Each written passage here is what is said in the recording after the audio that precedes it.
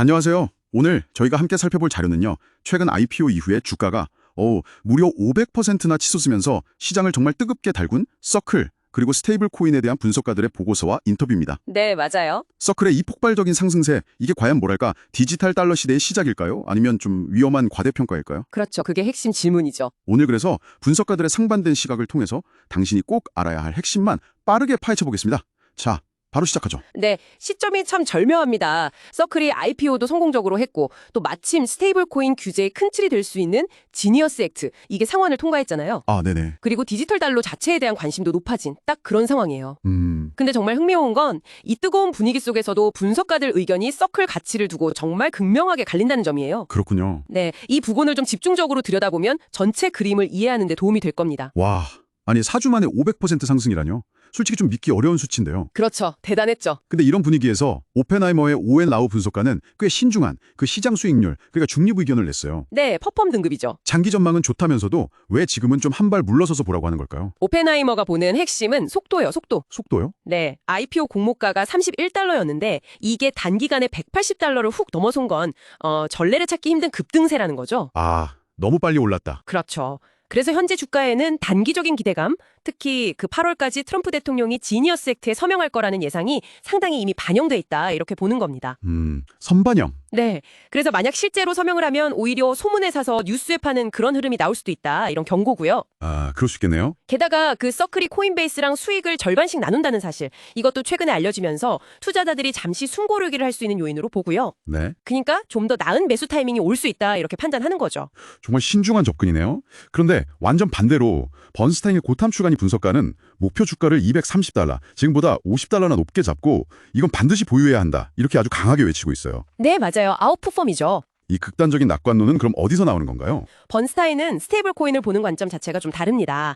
이걸 그냥 암호화폐 중 하나가 아니라 인터넷상의 디지털 달러 그 자체로 규정해요. 아, 디지털 달러. 네, 이게 앞으로 인터넷 결제라던가 금융 서비스 판도를 완전히 바꿀 게임 체인저다, 이렇게 보는 거죠. 게임 체인저요? 네, 현재 한 2,250억 달러 정도 되는 스테이블 코인 시장이 앞으로 10년 안에 무려 4조 달러까지 커질 수 있다, 이렇게 예측하거든요. 4조 달러요. 와. 규모가 어마어마하죠.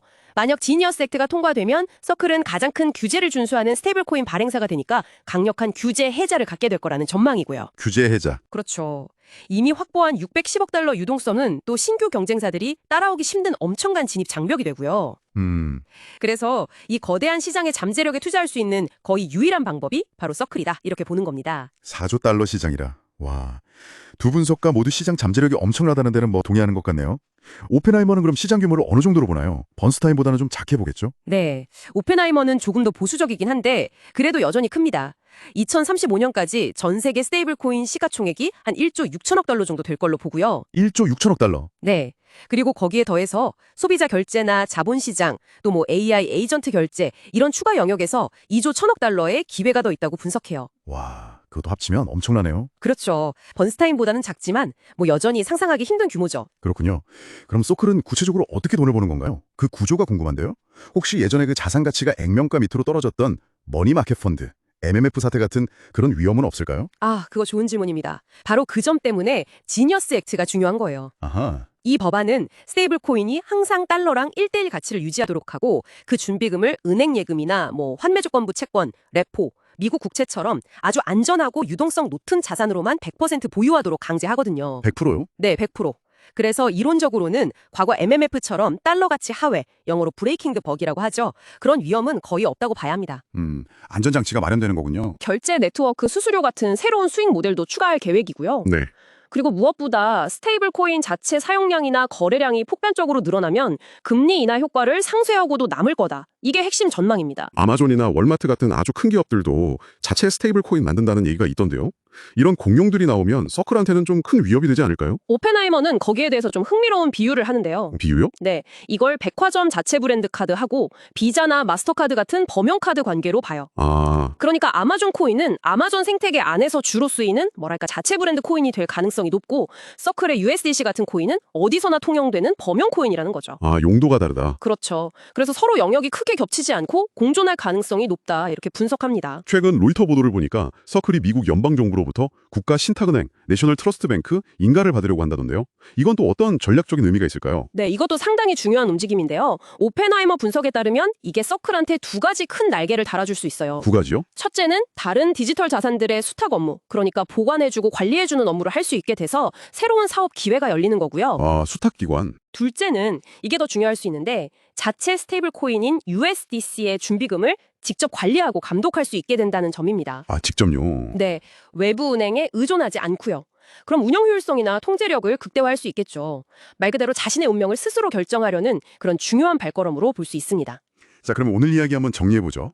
서클은 지금 스테이블 코인이라는 이 잠재적 거대 시장의 선두주자로서 엄청난 기회를 맞고 있는 것 같아요. 네, 분명 그렇죠. 하지만 동시에 폭등한 주가에 대한 부담, 또 앞으로 치열해질 경쟁이라는 과제도 안고 있습니다. 맞습니다. 양면이 다 있죠. 특히 그 지니어스 액트의 최종 통과 여부, 그리고 그 세부 내용이 앞으로의 방향을 가를 핵심 변수가 될 것 같네요. 그래서 이 모든 정보가 당신에게는 어떤 의미일까요? 네, 서클은 분명히 디지털 금융의 미래를 바꿀 잠재력을 가진 플레이어입니다. 이건 부인할 수 없어요. 하지만 동시에 단기적인 가격 변동성이라던가 규제 변화의 불확실성 같은 현실적인 위험도 분명히 존재하죠. 특히 말씀하신 대로 지니어스 액트가 어떤 형태로 최종 확정되느냐, 이게 서클의 미래 가치를 평가하는 데 가장 중요한 열쇠가 될 겁니다. 마지막으로 이런 질문을 한번 던져보고 싶네요. 만약 아마존 같은 기업의 자체 스테이블 코인, 그리고 서클 같은 범용 스테이블 코인이 우리 일상에 정말로 자리 잡는다면요. 네. 앞으로 한 5년 아니면 10년 뒤에 당신의 돈 쓰는 방식, 결제 방식은 어떻게 달라져 있을까요? 한번 상상해 보시면 흥미로운 통찰을 얻으실 수 있을 것 같습니다.